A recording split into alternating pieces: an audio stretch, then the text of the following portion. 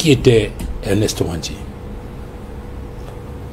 Le père fondateur avec les autres du Cameroun. Le Cameroun doit sa liberté à son âme immortelle. Et Ernest Ouandjé fait partie intégrale de l'âme immortelle du peuple camerounais. Les amis, il ne vous est sans doute pas échappé cette polémique qui est née de l'intervention de Elimi Lombert sur un plateau de télévision concernant les héros nationaux, plus particulièrement Ernest Ouandjé. Une polémique qui a enflammé comme ça la toile, et je suis donc tombé sur cette intervention de ces panélistes que j'ai voulu partager avec vous sur Equinox TV. Je vais vous laisser écouter ça. Beaucoup de personnes ont réagi, des grands noms, même une sortie de Samuel Eto'o-Fils allait dans ce sens sur sa page Facebook. Je vais vous laisser écouter ceci. Je pense pour ma part que c'est un peu important de savoir de quoi en fait est-ce qu'il s'agit, qui est Ernest Ouandjé. Ne dit-on pas souvent que c'est notre histoire et nous devons la connaître? Bon visionnage. Quelle était sa vision? La vision d'un pays et d'un peuple qui a pleine possession de son État. Et c'est cette compréhension qui est un peu difficile, parce que les gens ont cru à un moment donné que la déclamation de l'indépendance était l'indépendance. Or, si on s'en tient à ce qu'on sait, on est tout à fait d'accord que jusqu'à présent, nous ne sommes pas encore indépendants. Nous n'avons pas encore l'entière expression de notre souveraineté entre nos mains. Et c'est de cela qu'il s'agissait. Lorsque, et c'était très bien le documentaire que vous avez montré, lorsque la France a court-circuité l'indépendance du Cameroun et a confisqué près de 3/4 des éléments de souveraineté du Cameroun. Parce que justement, la question qui me semble taraude les esprits aujourd'hui, c'est celle de comprendre pourquoi est-ce qu'après l'indépendance du Cameroun oriental, le 1er janvier 1960, suivi de l'indépendance du Cameroun occidental, le 1er octobre 1961, bien sûr accompagné de la réunification, les leaders nationalistes ont continué la lutte. Que cherchaient-ils? Que revendiquait-il? Il cherchait la mise en place des conditions de l'expression de la pleine souveraineté du peuple. Parce que la France a confisqué l'indépendance du Cameroun et a donné la liberté à un individu et mis en esclave toute la population. C'est un peu ça la conséquence de la non-résolution du contentieux historique. Quand vous êtes souverain, c'est vous qui choisissez vos dirigeants. Il faut que vous vous rappeliez qu'en 1959, lorsque Mesmer a réussi à faire retourner, à dire qu'elle va utiliser les déclamations simplement des théories libérationnistes de l'UPC contre l'UPC, c'est-à-dire l'indépendance, il inverse même les principes d'orientation. L'UPC avait dit qu'il faut d'abord la réunification, ensuite l'indépendance, adossée à la souveraineté économique. Parce que quand on dit souvent élévation du standard, les gens pensent qu'il s'agit d'un slogan creux. Non. Moi, j'ai eu la chance de discuter avec celui qui était devenu Jean Assoumoumve, l'argentier du Cameroun, qui s'était inspiré de travaux de l'UPC et qui avait fait le choix des plats quinquennaux. Il disait que l'UPC parlait même déjà de l'indissociation de la souveraineté monétaire et de la souveraineté sécuritaire de la souveraineté nationale. Ce sont ces questions-là qui, pour les nationalistes camerounais, devaient faire débat. Il faut que les gens intègrent que lorsque Moumié et ses camarades, et même Oumniobé, dans les discussions qu'il avait eues par anticipation, il est clair qu'ils avaient commis un document pour dire ce que signifierait la souveraineté nationale pour le Cameroun. Et ces documents existent. La bibliothèque du Sénat américain a le plus important document, la solution au problème camerounais. Et donc la question, le combat a continué, pas parce qu'ils voulaient combattre, parce qu'on refusait de les écouter et d'accepter. Parce que lorsque la décision est prise, qu'on sera définitivement indépendant, on demande l'organisation d'une conférence de la table ronde, qui est refusée. Donc il ne faut pas qu'on rentre dans un débat qui fait croire qu'ils avaient une volonté, n'est-ce pas, je pourrais dire cardinale, d'en finir et de mener un combat sanglant pour chasser ceux qui étaient au pouvoir. Ce n'était pas ça la question. Une seconde, juste à la suite, pour qu'on se comprenne bien. Justement, l'insistance de l'Union des populations du Cameroun a fait en sorte que lorsque Mesmer accepte cette déclamation, qu'on organise une session spéciale Cameroun-Nations Unies. Je pense que c'était du 13 février au 4 mars 1959. Moumni y est encadré par Gamal Nasser et Sékou Touré. Même au CND.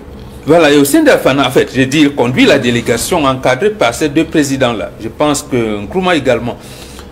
Il demande à Kosciusko Morizet, qui accompagnait la délégation française, qu'il y ait une concertation entre Ahidjo et lui. D'abord, il a dit « mon frère Ahidjo », mais avec vous qui êtes nos amis. Kosciusko Morizet refuse. Et Moumnier rappelle ce que Oum disait 52, 53, 54. Vous allez remettre le pays à mon frère Ahidjo.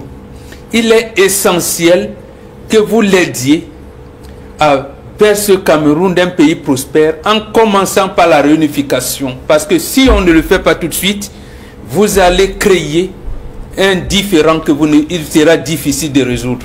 Alors, professeur Emmanuel Tchumchoua, je l'indiquais tout à l'heure, en 1960, le Cameroun français accède à l'indépendance. 1er janvier 1960. Pourtant, le 3 novembre 1960, donc plusieurs mois après, le président Félix Roland-Moumié est assassiné à Genève. Le 15 mars 1966, Castor Ossene Afana est tué, Andélé. Puis, le 15 janvier 1971, c'est Ernest Ouandié qui est fusillé sur la place publique à Bafoussam. C'est au terme d'un procès 3 semaines plus tôt, au cours duquel, n'est-ce pas, il est condamné par le tribunal militaire. Je rappelle tous ces événements pour qu'on voit que ça a lieu après l'indépendance en 1960. Est-ce qu'on peut donc considérer tout cela comme étant des personnes qui, en réalité, ne travaillaient plus ou ne combattaient plus pour l'indépendance qui a eu lieu en 1960? Bon, je vois qu'il faut remonter très loin. En 1948, quand on crée le PC, et Cheikh Anta Diop le dit, c'est le seul mouvement avec les bagages dans toute l'Afrique francophone qui revendique l'indépendance. Pour beaucoup de personnes, c'était un rêve. Et donc, dans l'Empire français, en Afrique, il n'y a que l'Algérie ou le Cameroun où les gens disent « nous voulons l'indépendance ». Et les Français ne veulent pas l'indépendance. Ils mettent tout en œuvre pour que ceux qui ont revendiqué l'indépendance n'aient pas le pouvoir. Et ils choisissent les adversaires de l'indépendance. Il faut bien dire ça. Monsieur Ahidjo était un adversaire de l'indépendance. Quand on va aux Nations Unies en 1952, on envoie Okala qui sera ministre des Affaires étrangères en tout temps. Pour il dit que non, c'était un rêve. Donc, le gros problème, c'est que l'indépendance du Cameroun a été confiée aux adversaires de l'indépendance, qui n'avaient aucune légitimité historique. Et comment ça s'est passé? Vous savez que, d'abord, ils ont commencé par Bida. Ils se sont rendus compte que Bida n'était pas aussi flexible que ça. On a fait un coup d'État, on l'a renversé pour mettre Ahidjo, qui était prêt à accepter tous les accords. On a signé quoi? Des accords secrets. Nous n'avons pas jusqu'à aujourd'hui tous les teneurs de ces accords-là. Donc, ça veut dire qu'on avait créé un pays sous dépendance, malgré l'indépendance. Et par ces accords-là, nous étions devenus une sorte de tutelle, nous sommes placés à la tutelle française de manière officieuse. Et donc, c'est contre cette tutelle-là qu'ils appellent le néocolonialisme qui se combattent. Ils disent non, ce n'est pas l'indépendance que nous avons voulu, ce n'est pas les indépendances que nous voulons. Donc, le combat qui vient après l'indépendance, c'est un combat pour entreprendre la vraie indépendance. Puisque le pays a été d'abord accordé à ce qu'ils appellent fantouche, c'est-à-dire les adversaires de l'indépendance, Ahidjo n'avait pas l'indépendance. Je vous donne un exemple. En 1959, quand Fonchi a fait la campagne, janvier 1959, pour faire la campagne au British Southern Cameroun, il demande le soutien d'Ahidjo qui est Premier ministre, il ne reçoit rien. Celui qui le soutient, c'est Sopo Priso et Kimavie Daniel. Donc Ahidjo qui est au pouvoir, s'il était pro indépendance, il aurait dû financer, il n'a pas financé. C'est quand ses amis français disent voir que le 8 va l'emporter, qu'il entend le cortège. Donc il veut dire qu'il faut que les Camerounais comprennent que le combat qui se mène à partir de 60, ce n'est pas un combat pour le pouvoir, c'est un combat pour la vraie indépendance, soit dit. Et c'est donc la raison pour laquelle, justement, on a ces activités, cette action qui est menée par Ernest Ouandié. Comment entre-t-il en scène, professeur? Et vous voyez que ceux qui les tuent, qui tuent Ouandié, ce n'est pas les Camerounais. Si tu es indépendant, qu'est-ce que les Français vont tuer quelqu'un pour notre pays? Est-ce que vous imaginez, on est indépendant, mais celui qui n'est pas dans le service secret camerounais et le service secret français. Hein? Comment vous pouvez dire que vous êtes indépendant alors que le ceux qui sous-traitent votre assassinat, à tout là, ce sont les Français? Donc, en fait, c'est de ça qu'il s'agit. Donc, il n'y a pas. J'ai suivi un peu l'expression de Harry qui disait que c'est donner la chèvre, la corde. Oui, donc c'était ça. Donc moi c'est un peu comme ça que je comprends. Alors comment il entre en scène, Ernest En fait, après l'assassinat, d'abord il est d'abord entré en politique par les syndicats, comme la plupart d'eux. Il était membre du USCCC, Union Syndicat Confédéré du Cameroun. Il entre en politique dans l'UPC et donc il est élu vice-président. Et quand donc Moumié est assassiné, lui il prend la relève. Et il faut dire aussi qu'à partir de 60, la répression était telle qu'il fallait un chef pour pouvoir mettre de l'ordre. C'est pour ça qu'il rentre dans le maquis avec courage pour pouvoir, soi-disant, organiser le maquis, pouvoir donner une forme de direction et donner même la formation aux gens parce que beaucoup n'étaient pas formés idéologiquement, n'étaient même pas formés militairement. Donc il va se sacrifier pendant 9 ans pour former, mais la répression sera telle qu'il ne va pas résister. Et il faut aussi dire que, à mon avis, à partir de 60, du moment où l'Angleterre et tout se refusent le soutien, c'est difficile de faire une lutte révolutionnaire sans zone de repli. Et je vois que la plus grande faiblesse militaire de l'UPC, n'avoir pas eu cette zone de repli. Toutes les révolutions qui ont gagné, l'Algérie a eu des zones de repli, l'Angleterre, la Chine et tout ça, le Vietnam, sans zone de repli. C'est-à-dire, vous ne pouvez pas gagner une bataille et s'enfuir. Et c'est ce qui a manqué à l'UPC. Alors, peut-être faudrait ajouter, parce que c'était deux, pourquoi King ne vient pas passer? King Abel est diagnostiqué hypertendu. En tout cas, il est affaibli. Oui, il est affaibli. Et c'est la raison pour laquelle c'est la raison pour laquelle Wandji, qui est plus jeune et plus vigoureux, prend donc la relève pour diriger cette formation politique. Professeur Dikoumé, est-ce que en parcourant les écrits, Ernest Wandji, certes, a vécu dans le Mongo, mais il semble qu'il n'est resté que 2 ans. Pourtant, il y a un certain nombre de choses qui sont, selon certains, n'est-ce pas, attribuent à Ernest Wandji dans le sens, n'est-ce pas, de mener un combat qui ne tenait pas, qui n'avait pas de sens. Vous, qui avez subi, on va dire, d'une certaine façon, cette répression politique-là, quel a été le sens de l'action qui était menée par Ernest Wandji, peut-être de façon globale, mais est-ce que vous avez des anecdotes de son vécu dans la partie Mongo du Cameroun? Je vous remercie. Je ne vais pas parler en tant que ancien membre de Mandem, je parle en tant qu'historien, mais aussi en tant que natif d'un Konsamba. Je suis né en Konsamba, j'ai grandi en Konsamba, j'ai vu l'UPC mener la lutte dans le Mongo. Ernest Wandji rentre au Cameroun pour mettre en place une organisation. Pour essayer de fédérer les différents groupes qui se réclamaient de l'UPC. Et c'est ce qu'il va faire dans le Mongo. Malheureusement, il faut dire une chose. Dans le Mongo, avant l'arrivée de Wandji, il y avait déjà des bandes armées.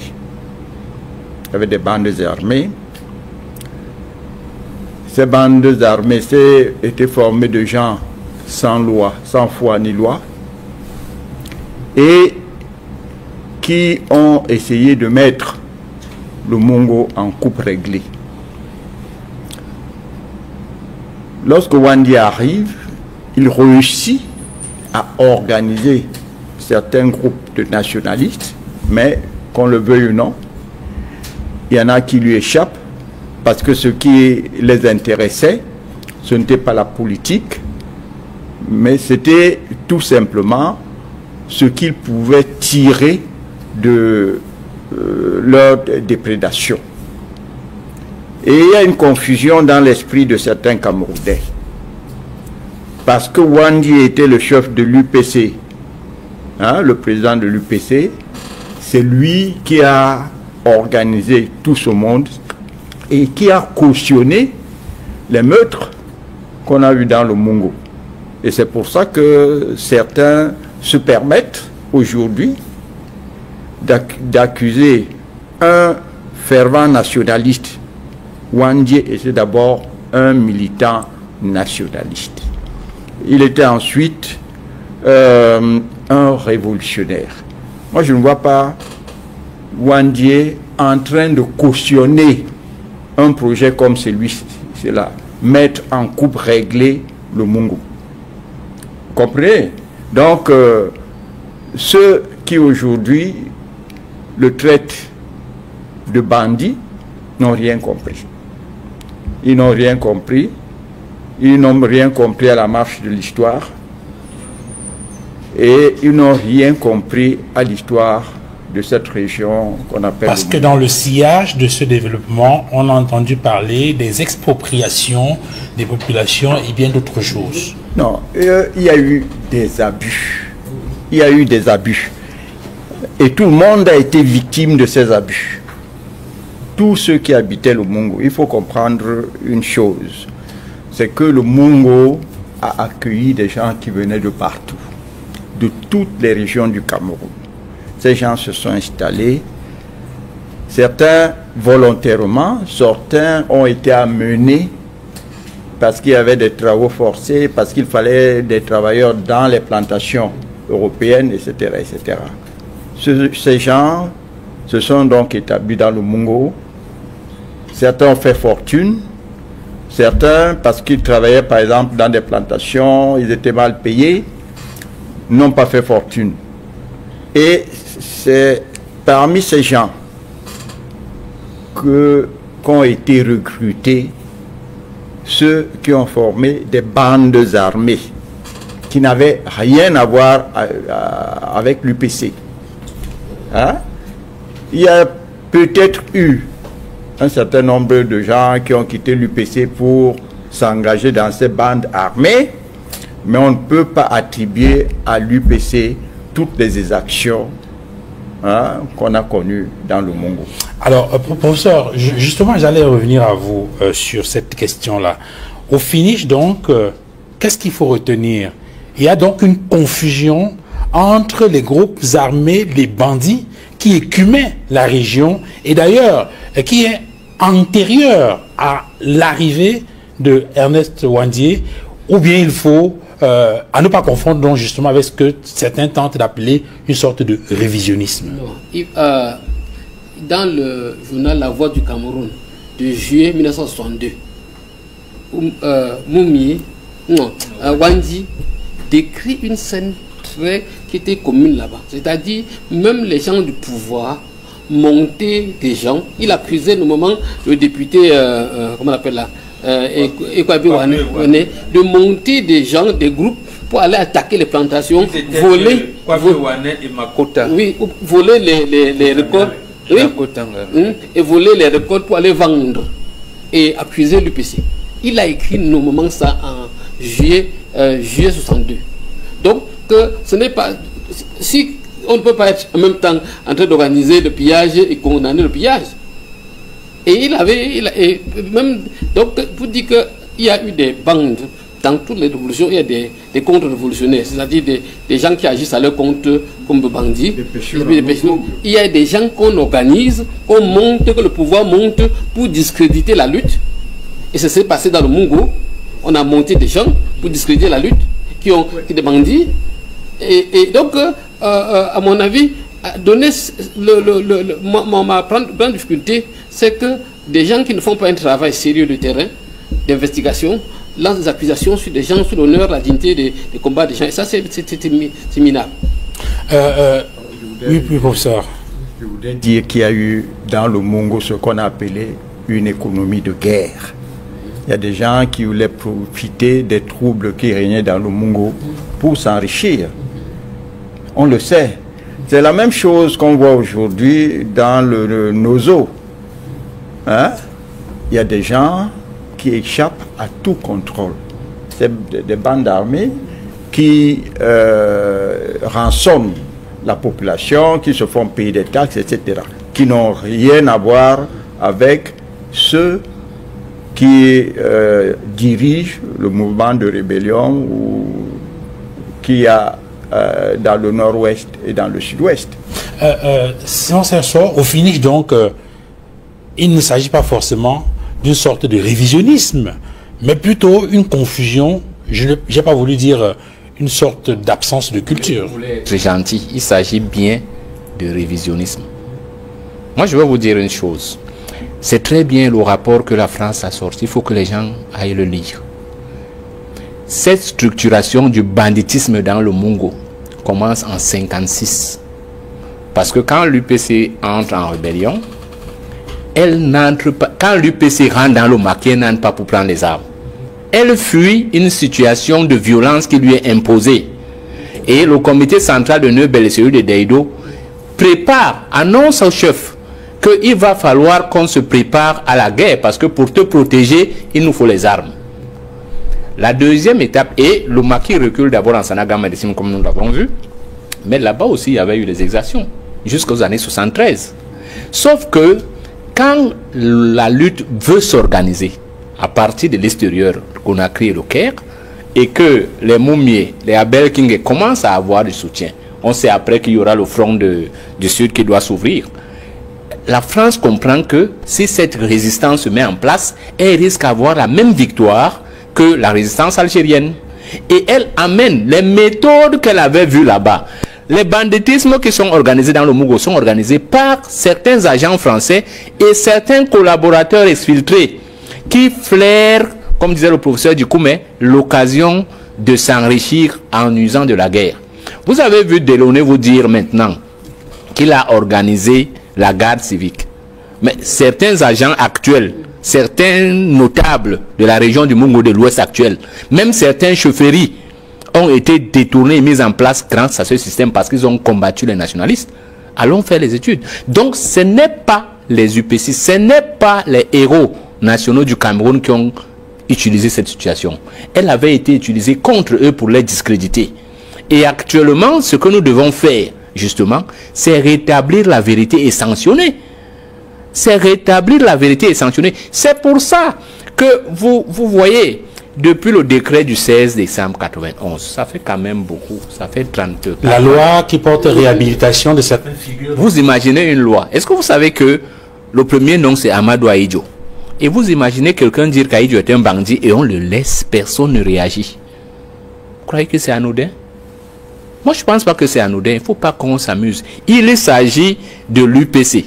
Parce que jusqu'actuellement, la France n'est pas contente de l'existence de l'UPC, même en arrière-plan. Parce qu'elle sait qu'elle a un devoir et un droit de rendre justice. Le Cameroun a le devoir et le droit de se faire rendre justice. Il n'y a pas de prescription sur les crimes. Donc actuellement, ce qui vous semble léger et bénin est très grave.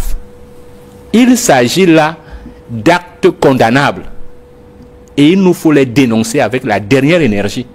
Parce que, si nous prenons le cas de Moumié par exemple, nous sommes en train de nous organiser pour la réouverture du procès, pour que le peuple camerounais soit respecté. Il faut que notre sang ait un prix et un prix fort. Les Suisses et les Français doivent rendre compte de ce qu'ils ont fait. Puisqu'actuellement, il n'y a plus de doute. La France a reconnu. Vous parlez de Moumié qui a été assassiné. Oui, la France a reconnu. La France a reconnu que c'est elle. Il n'y a plus de non-lieu. Actuellement, là, nous avons un document. Le rapport a reconnu qu'ils ont mené cette bataille. Donc, il n'y a plus de débat là-dessus. Maintenant, c'est comment on fait.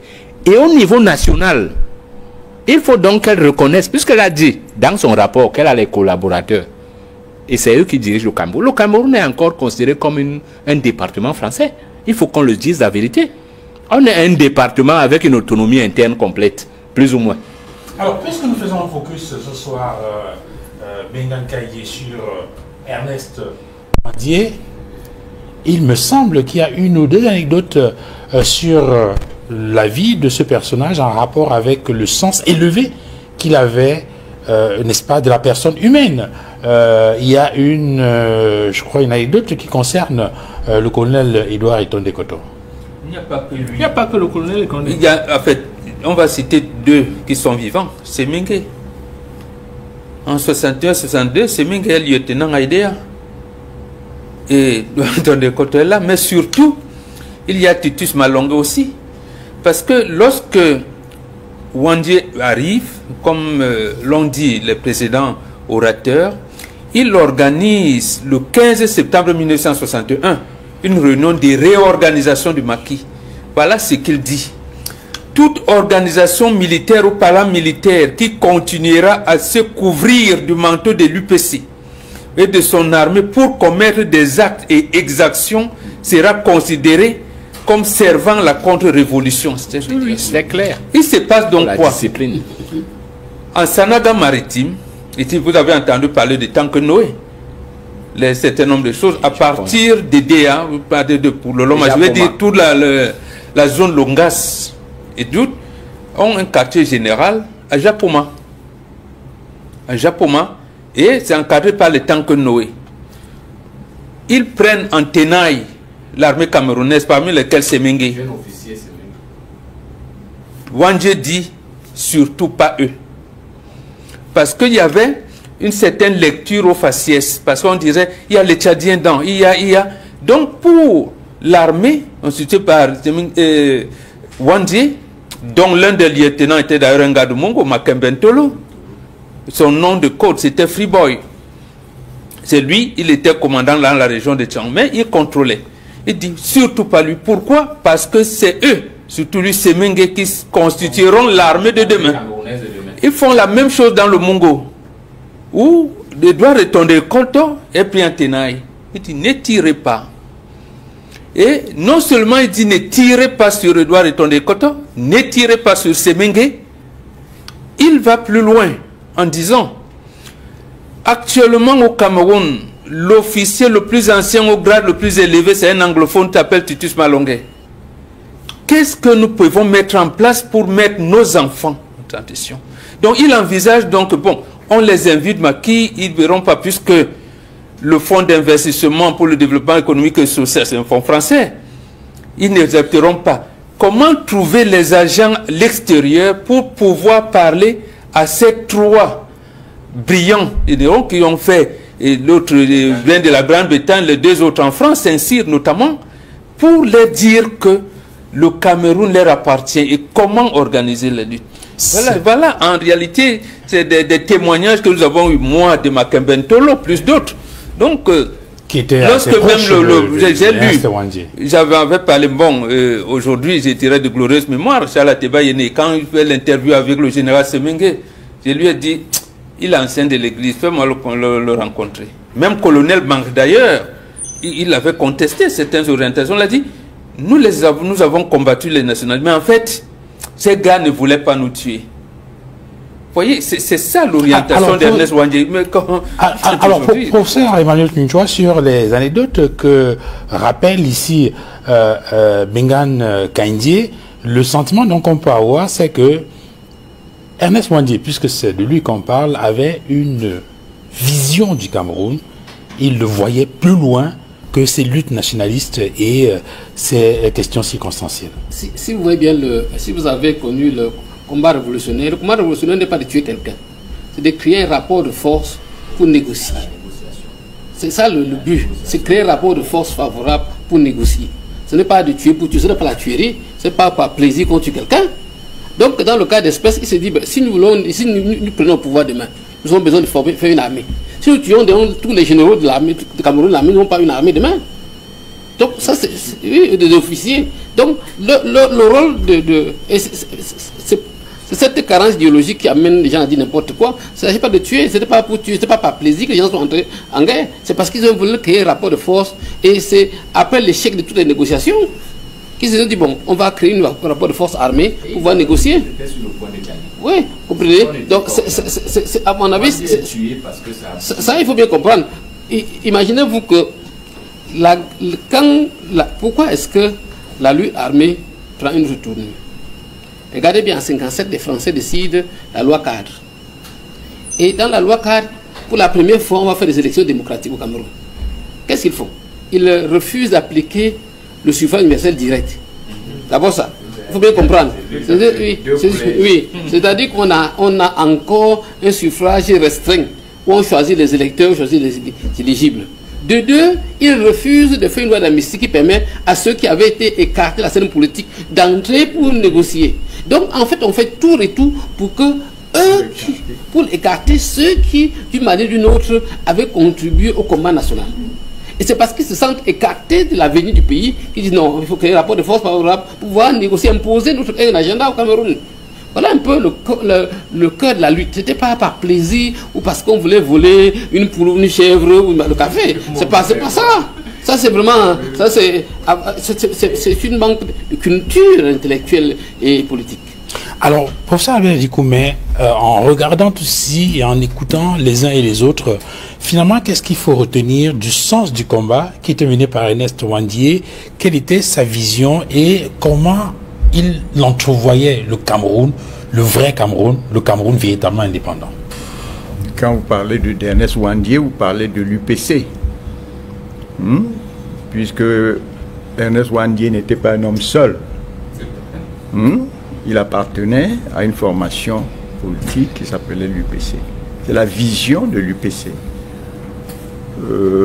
On vous a dit que la vision de l'UPC voulait pour le Cameroun la réunification, l'indépendance et sur le plan politique, sur le plan économique, l'élévation des standards de vie des populations. Voilà.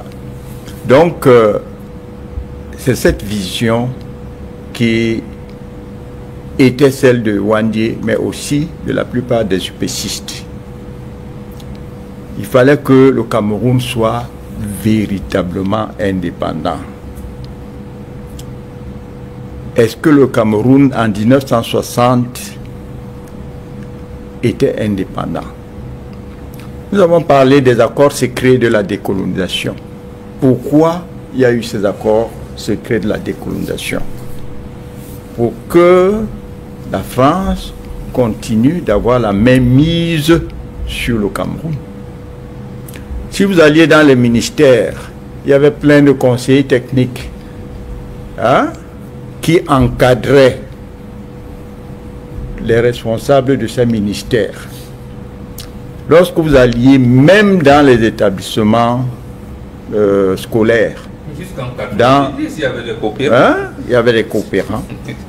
Moi, j'ai été au lycée de Nkonsamba, à l'exception de M. Essonedou, qui a été le premier proviseur du lycée de Nkonsamba. Les autres étaient des Européens. On avait le proviseur, on avait le censeur, on avait le surveillant général. Pourquoi tout ceci après l'indépendance? Tout simplement parce que même au niveau des programmes scolaires, ceux-ci devaient avoir le quitus de la France. Et en général, c'était des programmes qui étaient élaborés par les Français. La CCT est devenue... Voilà. Donc,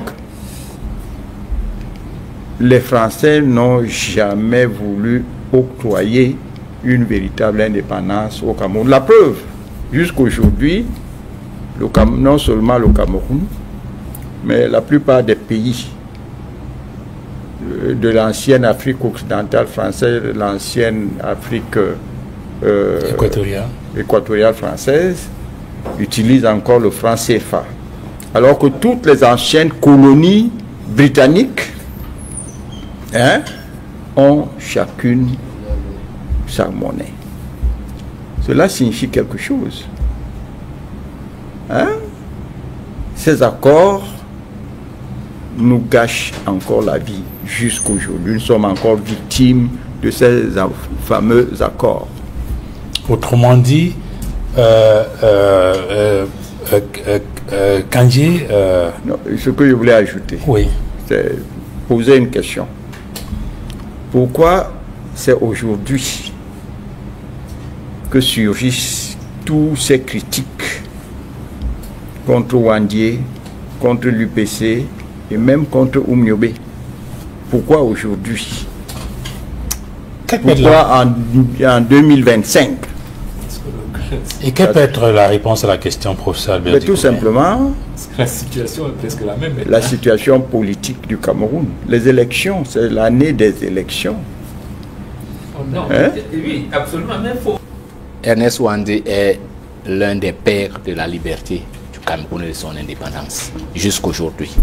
Et je vais profiter de l'occasion que vous me donnez pour dire que si cette question revient aujourd'hui, sous cet angle-là de discrédit, c'est parce que le monde se retrouve à nouveau dans les scénarios des années 60, avec les questions de développement, les questions même du début du 19e siècle pour les peuples impérialistes, la quête des matières premières et des débouchés.